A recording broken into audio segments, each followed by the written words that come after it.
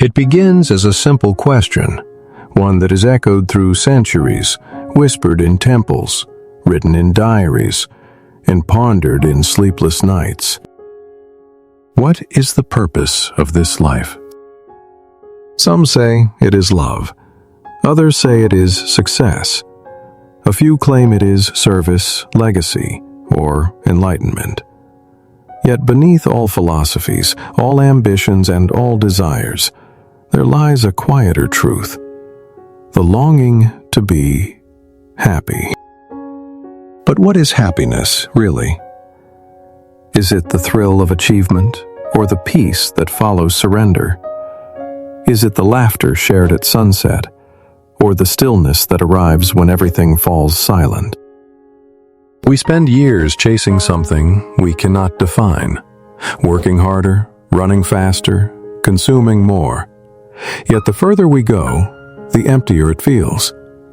The pursuit itself becomes the cage. Imagine standing in the middle of a busy street, horns blaring, people rushing, neon lights screaming for attention, and suddenly realizing you have everything, yet you feel nothing. In that instant, you begin to see the paradox, that perhaps happiness isn't something to be hunted or earned. Maybe it's what remains when the noise fades away. And so we ask again, quietly this time, what if the true purpose of life isn't to seek happiness, but to understand it? We live in an age that promises happiness at every corner, the perfect home, the perfect body, the perfect life. Yet beneath the glittering screens and endless options, a quiet unease hums beneath our collective breath. We scroll through digital lives that shimmer brighter than our own, measuring our worth against pixels. We chase new goals the moment we reach the old ones. We count likes instead of blessings. And in the name of progress, we lose the very stillness that once allowed joy to bloom. Our ancestors found peace in simplicity, in the rhythm of dawn and dusk, in tending the soil, in sitting by a fire after a long day. But today, our fires glow from screens, our silence replaced by notifications. We no longer rest. We recharge, like machines pretending to be alive. We confuse pleasure with purpose, and comfort with happiness. We believe that to be still is to be lazy, and to pause is to fall behind. But what if the race itself is the illusion? What if our endless striving is what keeps happiness forever out of reach? There's a strange irony in our modern age.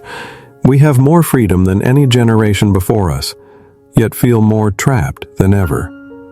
We have more connection, but less intimacy. More comfort, but less peace. More knowledge, but less wisdom. And in that contradiction, something vital is lost. The ability to simply be.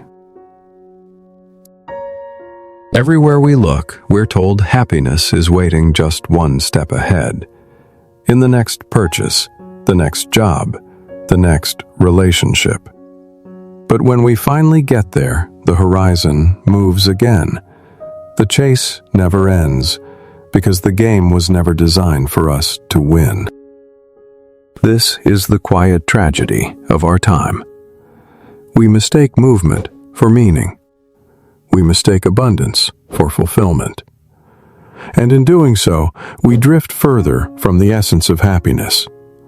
Not because we are unworthy of it, but because we no longer recognize its language. Happiness doesn't speak in achievements. It whispers through moments.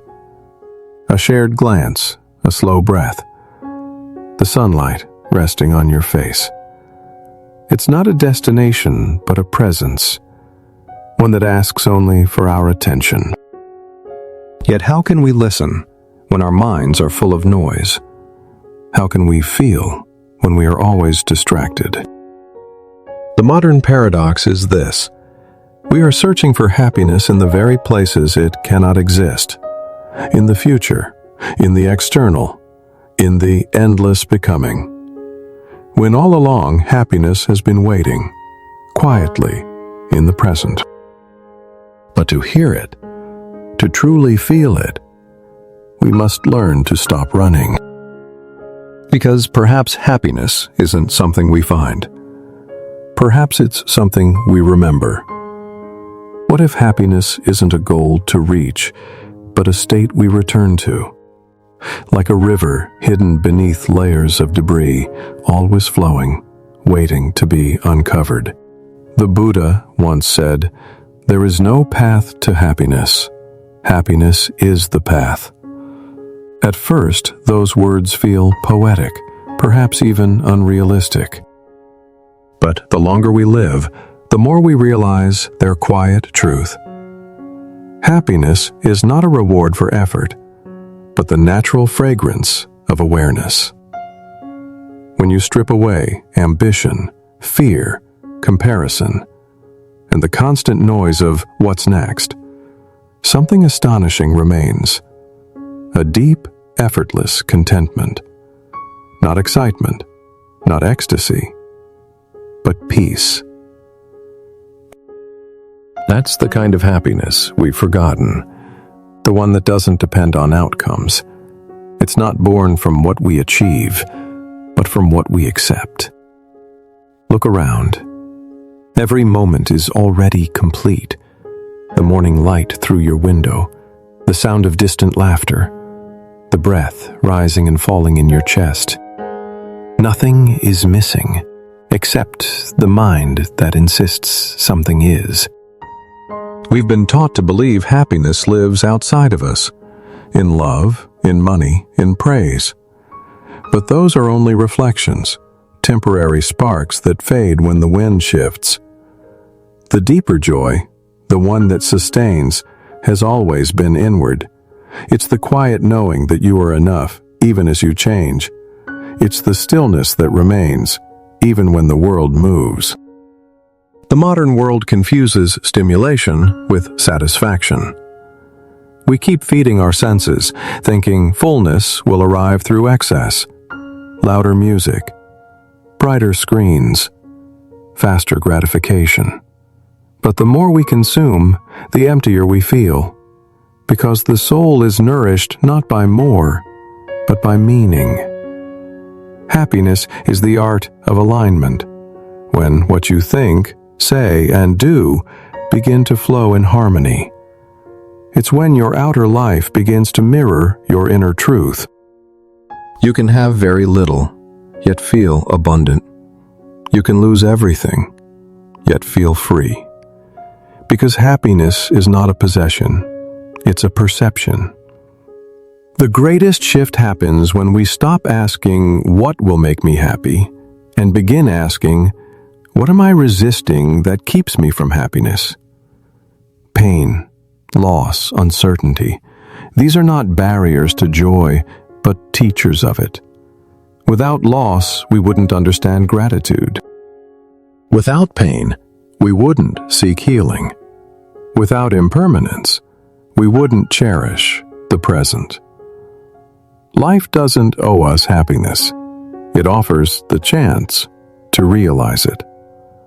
Every breath, every experience, pleasant or painful, is an invitation to awaken. Imagine this. You wake one morning and instead of rushing toward a checklist, you sit in silence. You notice the faint hum of the world, the sunlight tracing the edge of your curtain. You breathe, and for a moment, nothing needs to change. You are simply here. That moment, pure, unadorned awareness, is happiness. It's so simple that the thinking mind rejects it. It says, this can't be it. It's too small, too ordinary. But that's the mind's trick. It always seeks the extraordinary while missing the sacred in the simple. True happiness is found not when we control life, but when we surrender to it. It arises in acceptance, not resistance. It grows in gratitude, not desire. and it flourishes in stillness, not speed. Every philosophy, from Stoicism to Taoism, points back to this one truth. Peace is not something we create. It's what remains when illusion falls away. And happiness is the natural state of that peace. In the Tao, Lao Tzu wrote, "When you realize there is nothing lacking, the whole world belongs to you." It's not about possession, it's about perception. When we stop grasping, we finally feel whole. When we stop demanding, we finally see beauty. Happiness, then, is not a pursuit, but a remembrance, a return to the natural joy of being alive, to laugh without reason, to cry without shame, to breathe and know that this, right now, is enough. So perhaps the true purpose of life is not to attain happiness, but to awaken to it, to live each day not as a means to something greater, but as the thing itself, the miracle unfolding in real time, the wind, the laughter, the pain, the silence. All of it belongs, because happiness does not exclude sorrow, it transcends it.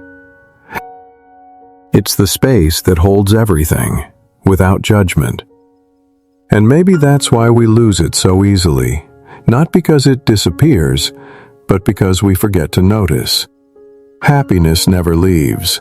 We just stop paying attention. When the noise of wanting quiets, happiness rushes back in, like a tide reclaiming the shore, and in that stillness, you finally see you were never searching for happiness. You were searching for yourself. The purpose of life is not to find happiness, but to remember that you already are. There was once a young man named Aaron who lived in a small coastal village, a place where the mountains kissed the sea and the horizon seemed infinite. From childhood, Aaron believed happiness lived beyond those waters. He would stand at the shore, eyes fixed on the distant blue, dreaming of the day he'd set sail to find it. As he grew older, he worked tirelessly, saving enough to build a small wooden boat. The villagers admired his determination, though some shook their heads. "Everything you need is already here," the old fisherman told him. But Aaron only smiled. "Maybe for you," he said, "but not for me." One dawn, with the sea calm as glass, he pushed his boat into the water. His heart was full of hope, the kind that glows before it burns. He sailed for days, chasing the horizon that always seemed just out of reach. Each sunrise promised discovery. Each sunset whispered disappointment. He reached bustling cities, glittering islands, mountains that pierced the clouds, and yet no place brought him peace. He feasted, celebrated, even fell in love for a time, but the feeling always faded. He began to wonder if happiness was an illusion, a story told by dreamers to make life bearable. Years passed. His hair grayed. His boat grew old. One evening, as a storm gathered on the horizon, Aaron's sail tore and the mast cracked.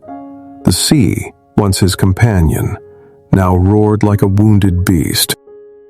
Waves rose higher, swallowing the stars. He shouted into the darkness, "Why can't I find it?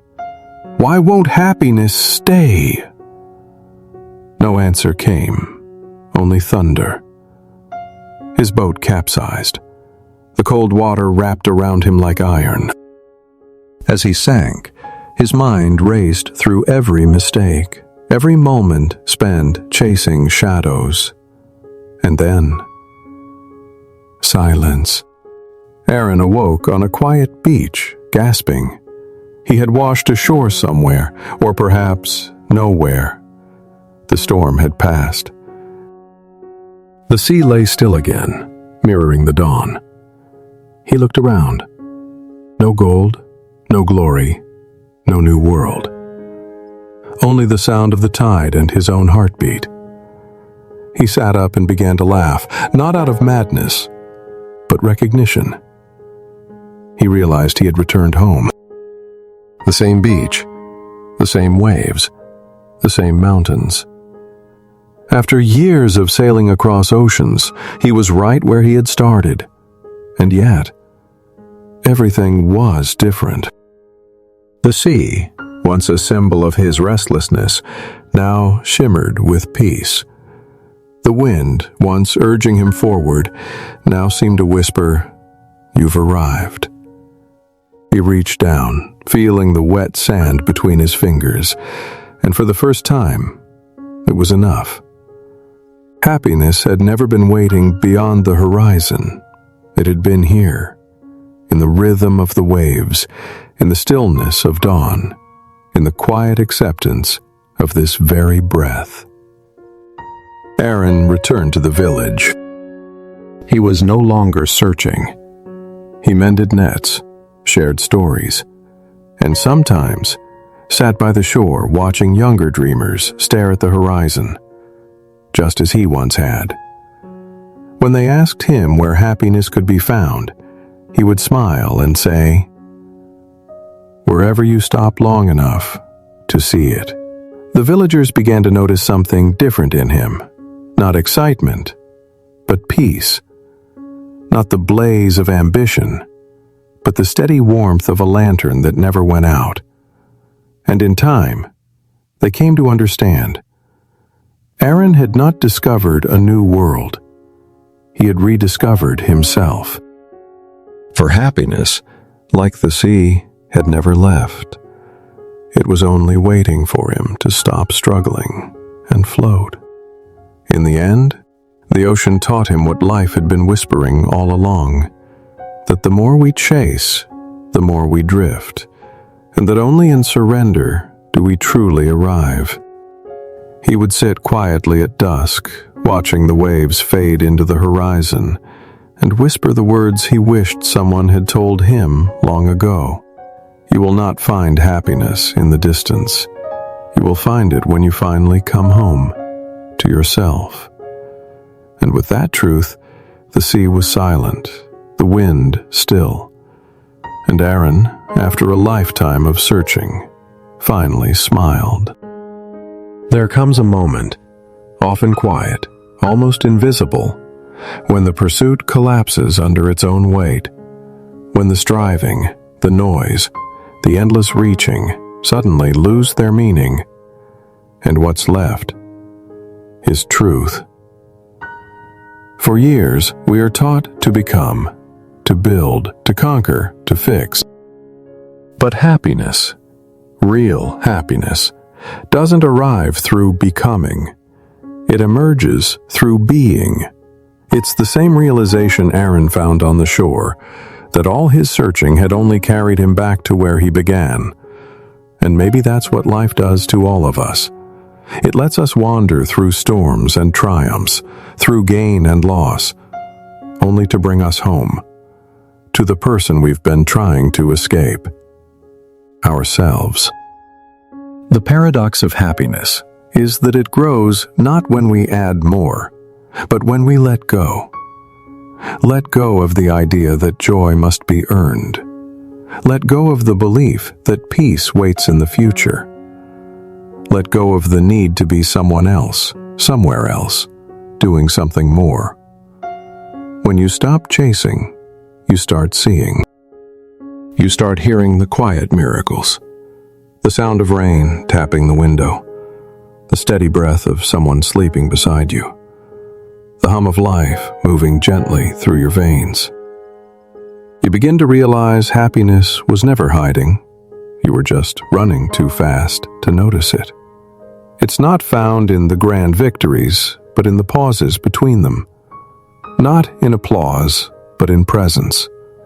Not in perfection, but in permission. To be human, to be flawed, to simply exist. Close your eyes. Feel the rise and fall of your chest. That's life itself. Wordless, unadorned, sacred. Every breath, a quiet proof that happiness doesn't need to be created. It's already here, carried in the rhythm of your being. So much of our suffering comes from forgetting this. We think happiness is stolen by circumstance, when in truth, it's surrendered by distraction. We think we must fight for it, when in truth, we only need to stop resisting what is. The world may tell you happiness is rare, that it belongs to the lucky, the rich, the enlightened. But listen closely. Even in heartbreak, in grief, in uncertainty, a deeper peace hums beneath it all. The awareness that life itself is miraculous, even when it hurts. That is the secret the wise ones knew. Joy and sorrow are not opposites. They are twins.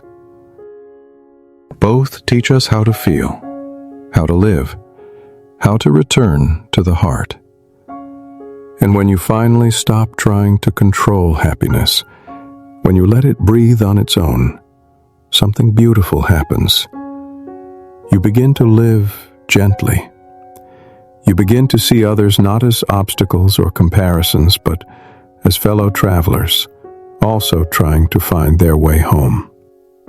And maybe that's what happiness truly is, not a personal triumph, but a shared awakening. A quiet recognition that beneath all our stories, we are one. Breathing the same air, walking the same fragile earth, longing for the same simple peace. And in that recognition, something opens, something soft, something infinite. So what then is the purpose of life? Perhaps it was never to chase happiness, but to awaken to it. To remember that joy is not a destination waiting at the end of effort, but a quiet companion walking beside us all along. The modern world will keep shouting, achieve more, own more, be more. But you can choose another rhythm. You can step out of the noise even for a moment and return to something ancient. The simple act of being here, alive, aware. Sit for a while in silence. Feel the breath move through you, effortless, unearned. Watch the thoughts come and go, the emotions rise and fall, and realize none of them define you. Happiness lives not in what changes, but in the one who watches it all unfold. Forgive yourself for all the years spent searching. They too were part of the path, the long way home. Every mistake, every longing, every heartbreak brought you closer to this moment of understanding. The truth is simple, but never small. Happiness isn't given, it's remembered. So pause, breathe, let go of the chase. The purpose of life isn't to find happiness. It's to live in such a way that happiness can find you. Because when the noise fades, and all that's left is the quiet pulse of your own existence, you will see that life, in its raw imperfection, was always enough. Happiness is not something to seek. It's something you return to every time you remember who you are.